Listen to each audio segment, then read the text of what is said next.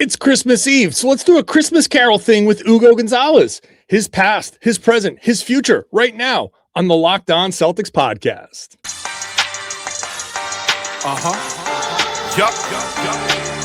Beantown, be ever ready.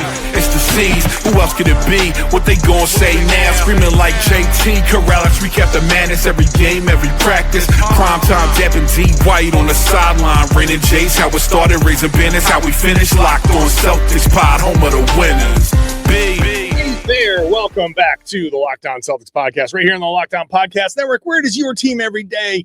Your team is the Boston Celtics, and I talk about them every Monday through Friday.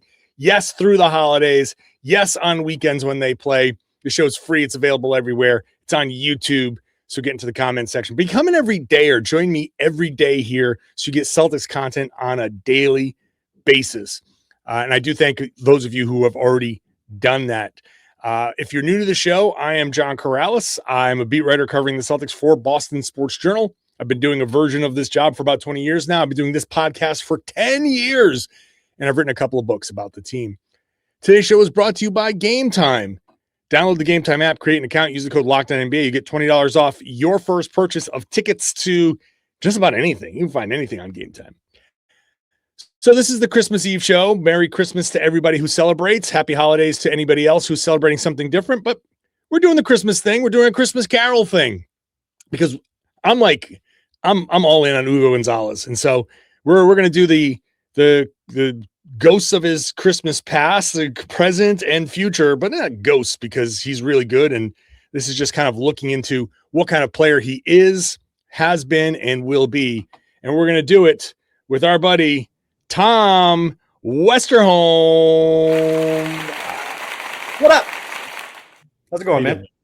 Good. You know, I was hoping for like a jingle bell type of thing. I don't get any jingle bell, sound effects on any of this. I got nothing. I got no. That's rough. So that's definitely something to bring up with the network and yell. Yeah, sure.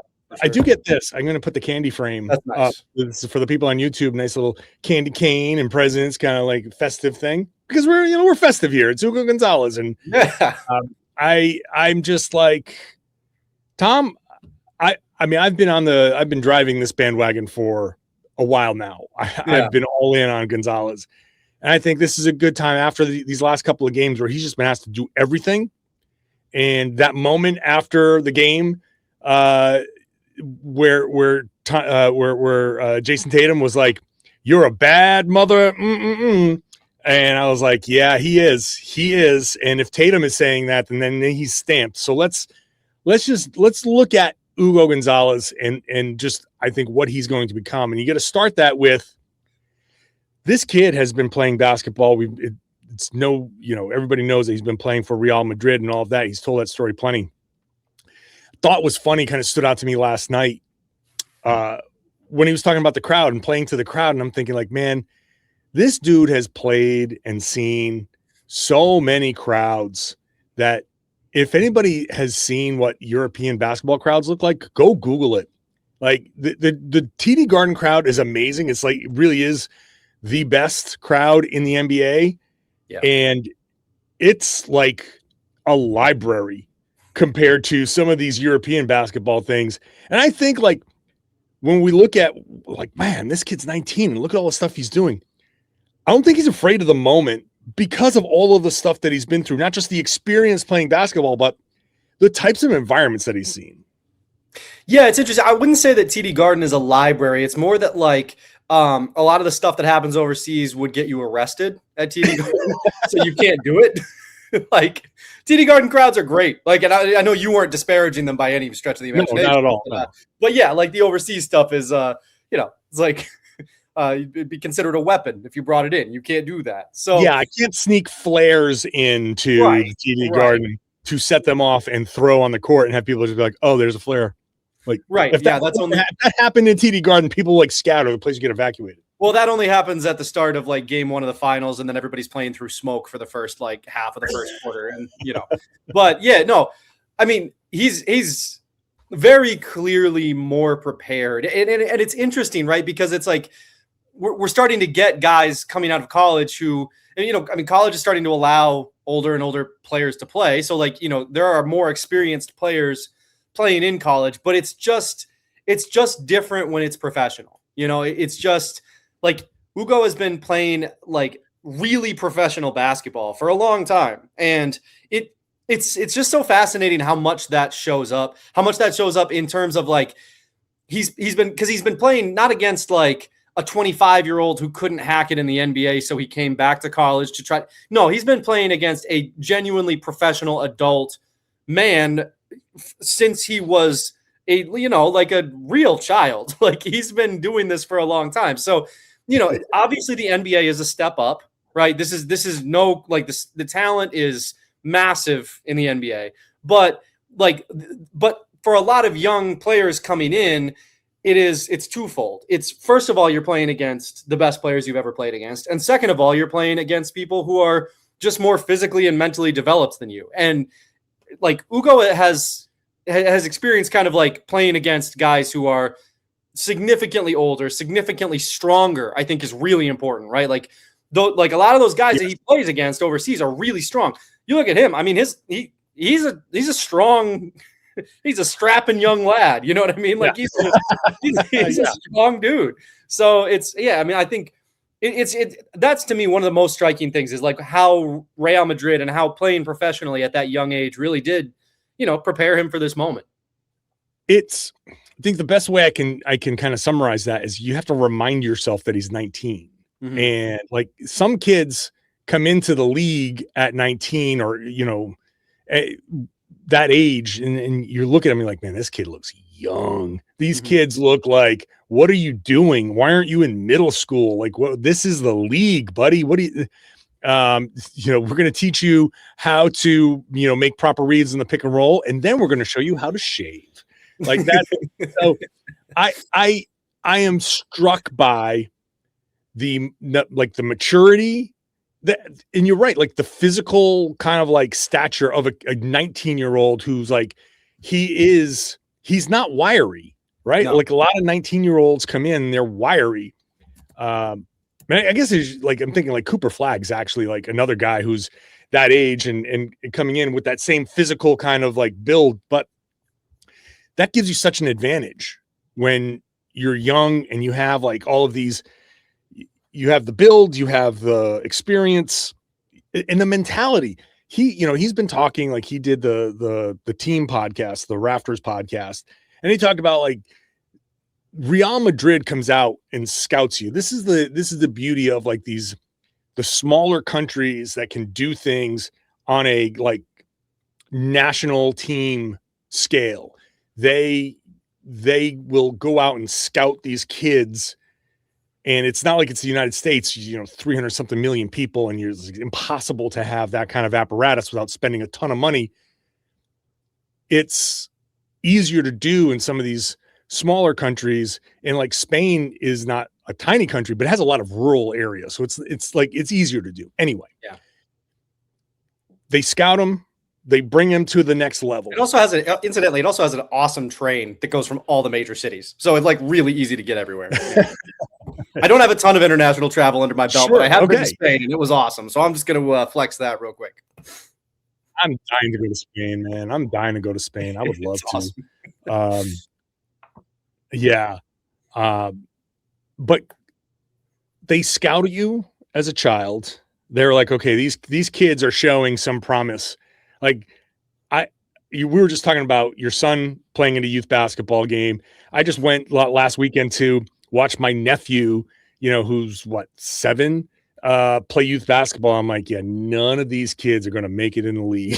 They're having fun. This is great. There's nobody that I sit there. I'm like, whoa, this kid's got something here. It's just a bunch of kids running around. But eventually, every once in a while, you find a young Hugo Gonzalez, and you're like, huh. All right, let's take him to the next level. And then that next level, you see if you can succeed. And, let's take him to the next level. Let's take him to the school. Let's take him to the facility.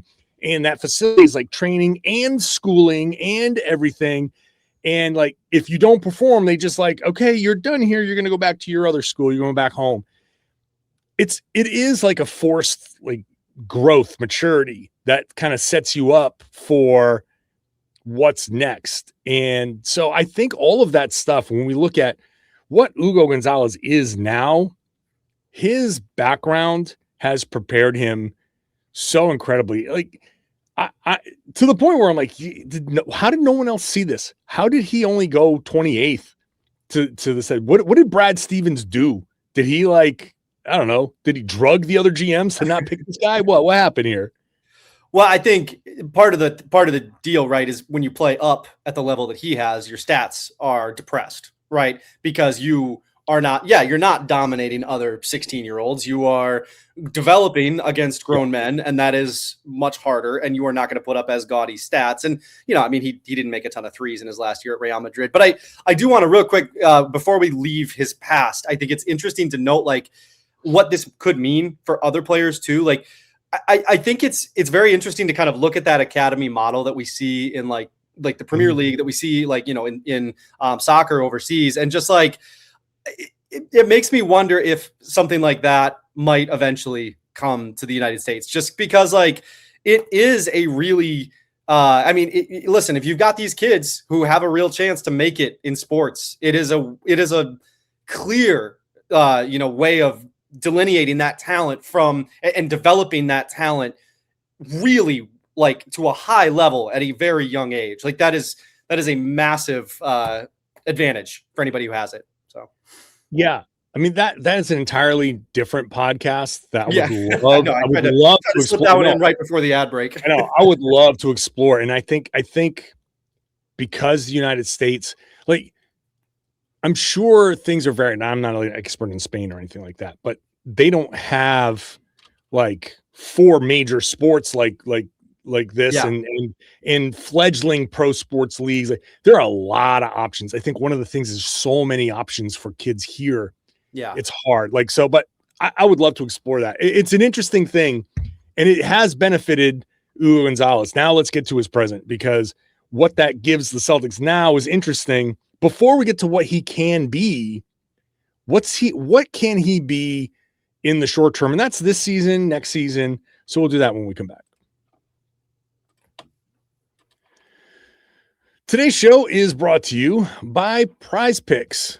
The holiday season is one of the best times for sports, bowl games, big basketball matchups, playoff pushes. It's all happening at once. And while we're all making choices every day, one of the fun places to make the right call is Prize Picks.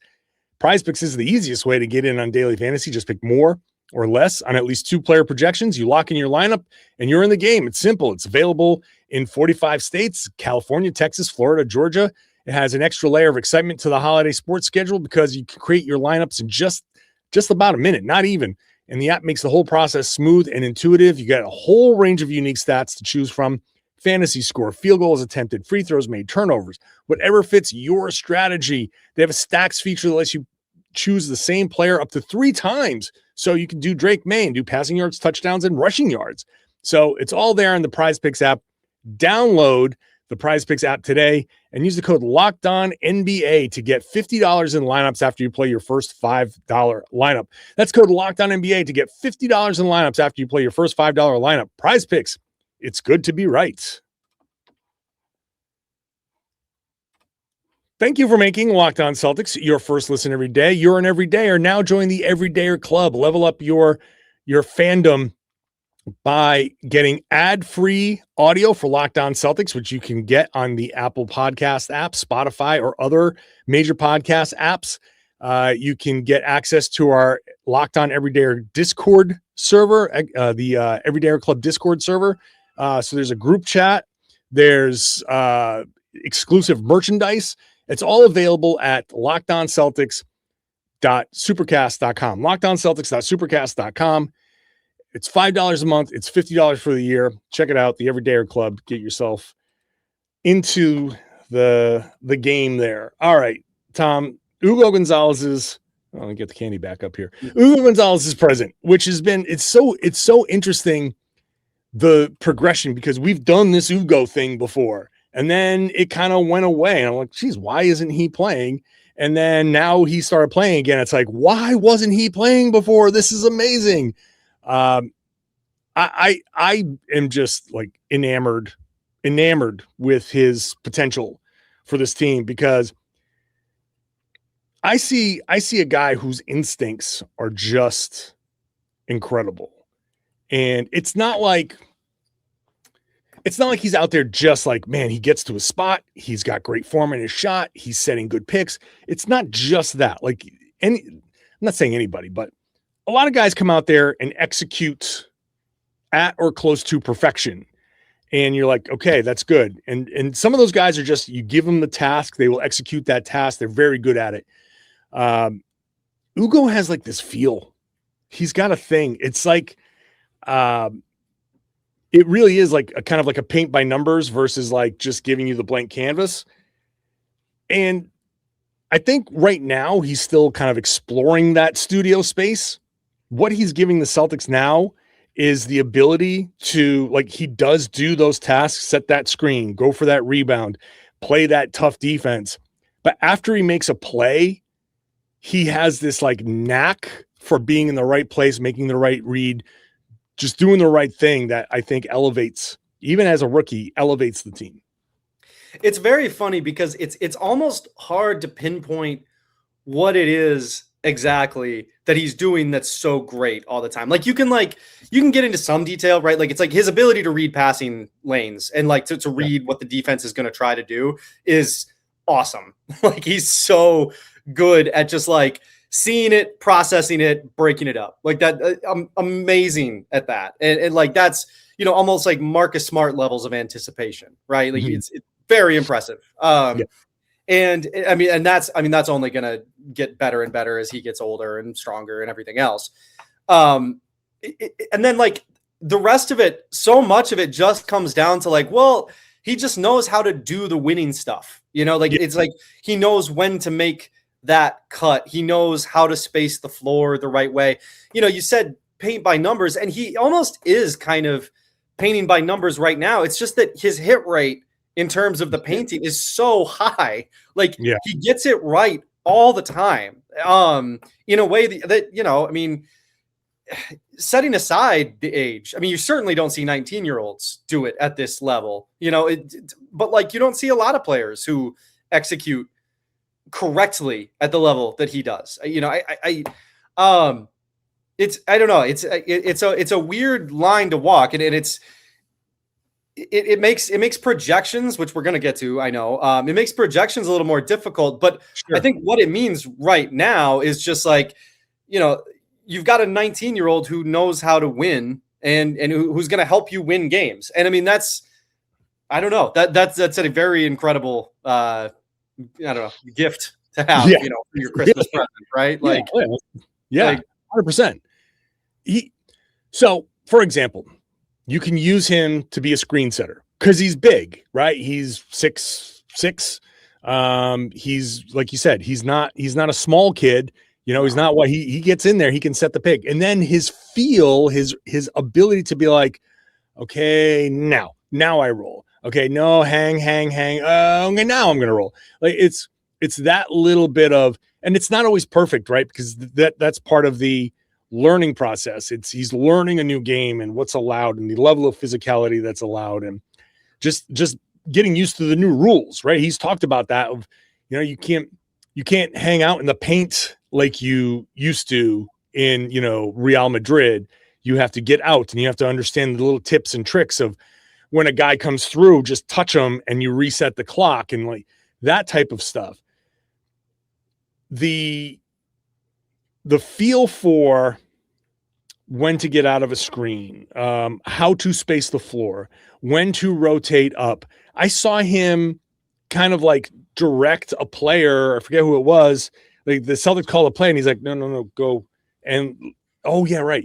So he has an idea of, I know what this play is supposed to be. I know what we're trying to do. And like, nope, that's not right. Even something like the ball went out of bounds late in the game and some of the Celtics were arguing and Joe Mazzulla was losing his mind and Hugo was like, no, don't challenge because not that one. Not that one. And so it's like, correct me if I'm wrong. He wasn't even involved in that play, right? Like he just like knew. He knew it was a different player who like it went off of, and Hugo was the one who was like, no, you're not going to win that one. Don't do that one. 100%. Exactly. I forget, it might have been Shireman or something like that. But but yes, he was like, I saw him like look at Joe and like, no. Yeah. That was a funny moment. And so it's like he is keenly aware of the situation. He sees the emotional like reactions. So I think obviously right now, when you talk about what is he giving you at present, we know that he's going to go out there and defend like crazy. Is he going to foul a couple of times? Yes, he's going to foul. And there are going to be some times where he is overly aggressive. And that's a thing that he has to fix. He has to understand that certain things aren't allowed. Certain refs call things certain way.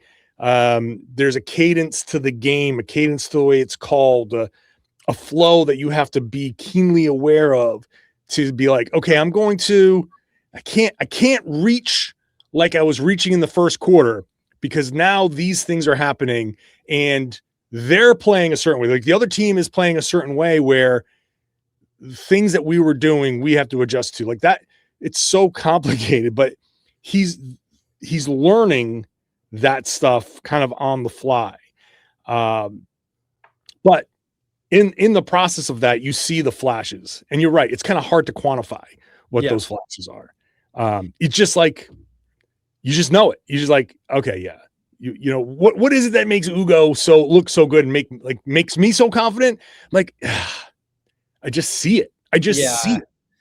Well, and I mean, there are some concrete ones, right? It's like, okay, how many rookies, how many 19-year-old rookies are there who it's like, if he could guard both ends of a Jaylen Brunson, Karl Anthony Towns pick and roll, you know, like he could switch on to either of those guys. And you're like, all right, like I'm good with that. Yes. That's special, right? That's not normal. That's something to get excited about. You know, I mean, you know, and we saw a little bit. So he had that kind of a Euro sweep through move against Pascal Siakam yesterday. Nasty. Like he's really good at attacking off the dribble. He's great at like filling the lane in transition. There's all kinds of stuff that he can like that you can point to right now. But it's like there's something beyond that stuff that he has. And every Celtics fan is seeing it and is getting excited about it. I wrote the other day on Boston Sports Journal, Boston Sports Journal, on Boston.com, who I write for. I wrote the other day on Boston.com, like, you know, it's going to be very difficult for Celtics fans not to get too excited about Hugo Gonzalez. Yes. And it's like, but also like, fair enough. He's an exciting kid. You should be very excited about him. Which means we got to get to his future. And what a future it is, even though I can't quite explain it. But we're going to try to when we come back. Today's show is brought to you by Game Time. You got to download that Game Time app because you're going to get yourself tickets to the game whenever you want to go see it. Maybe you weren't thinking about going to Celtics games, but now you want to, and you want to get into that building. Maybe you're on the road and you're like, oh man, I'd love to go see the Celtics come to town. Check it out. The Game Time app can give you a great advantage because it makes it very easy to get amazing tickets, fast, simple, without the guesswork. I've used it a bunch. I've talked about like using it on the road when there's an event. Sometimes we are in other cities when, you know, baseball or football is going on, or the WNBA season overlaps a little bit, and I get to check it out. And I always use the Game Time app. You can see the view from your seat right on the app, so you can make sure you're buying tickets to, you know, you're going to see what you want to see. They have zone deals that unlock great seats at an even better value. The price includes fees up front, so the total is very obvious from the start. So whatever it is that you want to go to, make sure you're using the Game Time app. Take the guesswork out of buying tickets. Download the Game Time app, create an account, use the code LOCKEDONNBA, and you're going to get $20 off your first purchase. That's LOCKED, Locked On NBA, to get $20 off your first purchase. Download Game Time right now and get in on the action. Thank you for making Locked On Celtics your first listen every day. Check out Locked On NBA, Locked On NBA Game Night. I'm recording this show before the games, and there's like 14 games in the association. And then I will be doing another podcast with Jake Madison, Locked On NBA Game Night, covering every single game. We're going to get all of them in. You're going to get all caught up on the entire night in the NBA. So check that out next. You'll also get the Locked On NBA national feed on the big topics in the afternoon. So check that out wherever you get your podcast. All right, let's wrap up this Christmas Carol themed discussion about Hugo Gonzalez by looking at his future.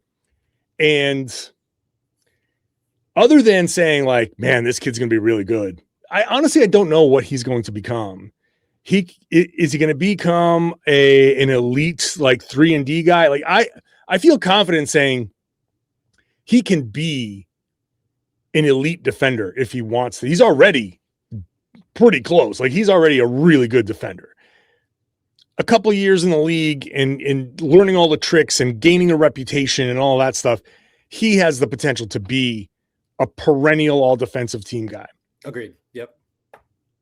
So then what does he become offensively? And this is the thing that I've always wondered. And when I said before, hey, when you have 3 days off, send him to Maine for a day to go run the offense, go be an offensive player and, see, like figure something out to work, whatever. Like I want to see him kind of work that. I've given up on that because he is so necessary on the NBA level that, that's just like extra work and whatever. I trust that he's going to figure it out anyway. But you see these little flashes, like you mentioned, that Euro step, that little bit of like flair to his game. He hits a couple of shots here and there. If he can get that down, and I don't see anything in his jumper that doesn't like lend itself to figuring out how to shoot. Yeah. I like his form. His form feels right. I don't see a big weird elbow flare. I don't see any shimmies in there like Josh Minot. I just see just a regular jumper that you just need to get used to the distance and how to properly shoot that without like tiring yourself out and overcompensating. So I don't know what he's going to become. I don't know if he's going to become a perennial all-star. Is he going to become the best player on the team someday? I honestly think the best way to look about his future is no ceilings whatsoever. I don't know which way it's going to go. He could become the best player on the team. Like after Tatum is done, after Jaylen is done, there could be a transition to this is Hugo Gonzalez's team. He is our all-star. He is our all-NBA player. I truly believe that there is that potential for him. I'm not saying he's going to become that. I'm not saying, oh man, but I can envision a path where it's like, dude, this guy is an all NBA player. Or like he could just become an elite 3-and-D guy, or I don't know. Actually, I don't want to say he's a 3-and-D guy because he's got too much ability to get to the rim. So I skew the other way. I don't know. I am honestly understand. I hear myself. I can hear the overreaction going on in my head, but it's because he has such a feel for the game, dude. You've watched a lot of basketball, and I know I'm talking forever right now. When you see it, you see a kid play, you see a guy play, and you're like, damn, he's got something. He has got something. Food analogy. You taste like you go out and eat fried chicken at a bunch of different places. Then you have one, and you're like, whoa, what do they put in this? There's something in there. That's Hugo. It's like, man, there's something in there, man. It's spicy. It's good. And I think that just the potential is through the roof for him.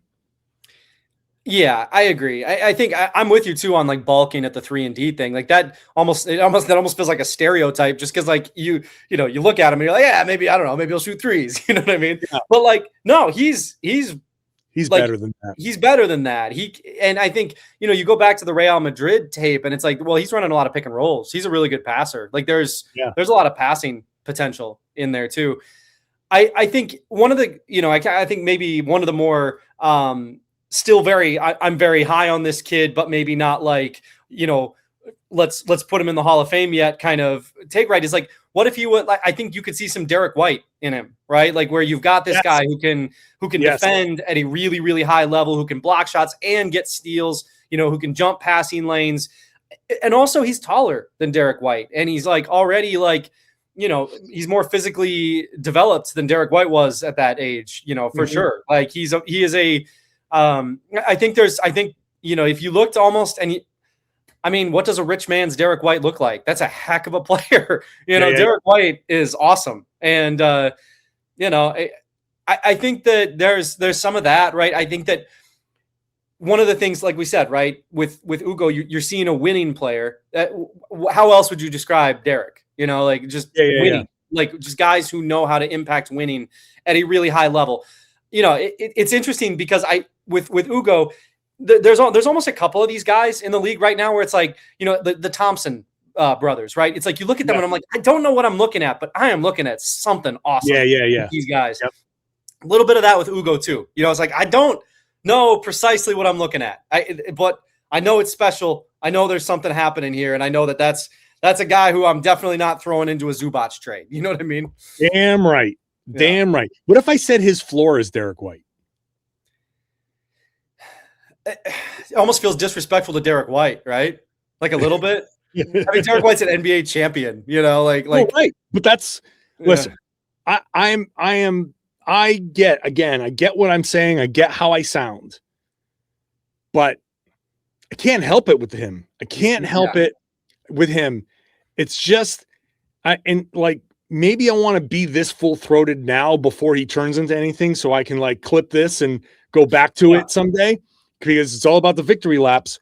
But I'm in on the ground floor on Hugo Gonzalez, and I do think, and I mean this as no disrespect to Derrick White. Yeah. I think that at the very least, Hugo Gonzalez, when it's all said and done, will be at least Derrick White. I think that's a good place to go. I'm glad you said it, because I think that snaps a lot of it into place. Yeah, and I think the only caution I necessarily have is when you look at, so part of it, right, is like he's so polished already. He's so developed already. There's a ton of places for him to go, and he's going to go there. And I'm with you. I would listen. I want to stake my claim on the ground floor of Hugo Gonzalez. I am very, very high on this kid. Yeah. I also think that there is some level of okay, if you've been playing, part of the reason you look polished is because you've been playing professional basketball. You've done a lot of your developing already. Yeah. A ton of growth to go. He's really young, but he's also done more growing than some 19-year-olds. Other 19-year-olds probably have more areas of growth that they could come into, right? You do see that sometimes with guys who come in and they're just extra prepared, right?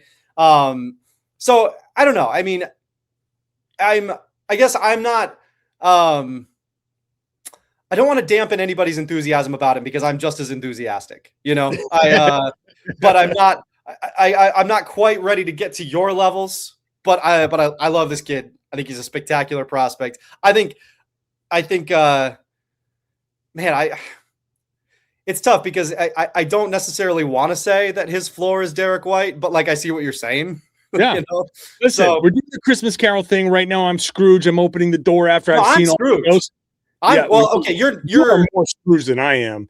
I'm not a Scrooge. You're mentally healed Scrooge. I'm the Scrooge at the start of the book. Yeah. That's right. That's what I'm saying. I'm the one that's opening the thing and Merry Christmas, everyone. Hugo Gonzalez will be Derrick White and Tiny Tim is cured and here's food and money for No. You're not saying he will be Derrick White. You're saying he's worst case scenario, he's a better Derrick White. The worst case scenario is that he is Derrick White.